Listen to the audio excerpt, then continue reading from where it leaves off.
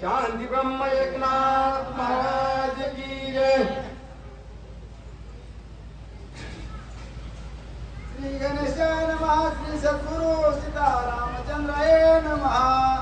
करुणादासी भक्त मुकुटमणि पडविला प्राप्त समरणी तुझा ब्रह्मचारी शिरोमणी वेदी पुराणी वाणी सर्व साधू संतांच्या चरणी नमस्कार।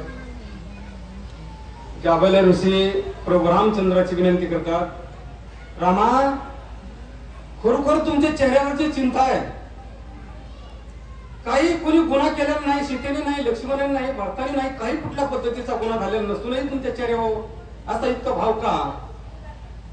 अरे भक्त प्रल्हाद ज्या ठिकाणी तुझं नाव घेत होता अत्यंत आनंद वाटायचा। प्रल्हादाने काय केलं की त्याचा घात केला, परंतु नामस्मरण मुखावट होतं महाराज, सतत नामस्मरण असायचं। त्यामुळे त्याला सुद्धा काय केलंस तू जवळ केलंस। भक्ताला भगवंत जवळ करतो एवढं ध्यान ठेवा। आणि तरी सांगतात ऋषी बाबा कशामुळे असत प्रभू, काहीच तुमच्याकडून घडलेलं नाही, असं तुमच्या चेहऱ्यावर दुःखाचा छाया का पसरलेले असं परशुरामचंद्र ते जाबाली ऋषी विचारतात।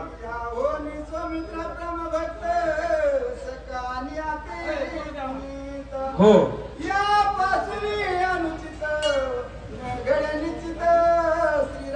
अरे रामा खरोखर तुझा भक्त लक्ष्मण जे येतं परम भक्त तर रात्रंदिवस तुमच्या चरणावर लोळतात, रात्रंदिवस डोळ्यात त्या ठिकाणी तेल घालून तुमची सेवा करतात। त्यांच्याकडून बी काही कुठले काही अनुचित घटना घडलेली नाही किंवा काही अपकार किंवा साधू संतांचा अपमानही झालेला नाही आणि करणारही नाही, आणि केला तरी तो कधी त्या ठिकाणी भगवंत त्या ठिकाणी माफ करतात। परंतु लक्ष्मणाच्या हातून बी काही घडलेलं नाही। भगवंता तुमच्या चेहऱ्यावरची उदासी का असं जाबल्य नावाचे ऋषी विनंती करतात का की बाबा तुम्हाला असं का वाटायला लागलंय, असे त्या ठिकाणी प्रभू रामचंद्राची विनंती करतात। प्रभू रामचंद्र स्थिर बसले, काय बोलतात पुढे? तुझी धर्म पत्नी आवनीचा जनक नंदनी अधर्माती पासोनी जागृती सुसपने घडेना।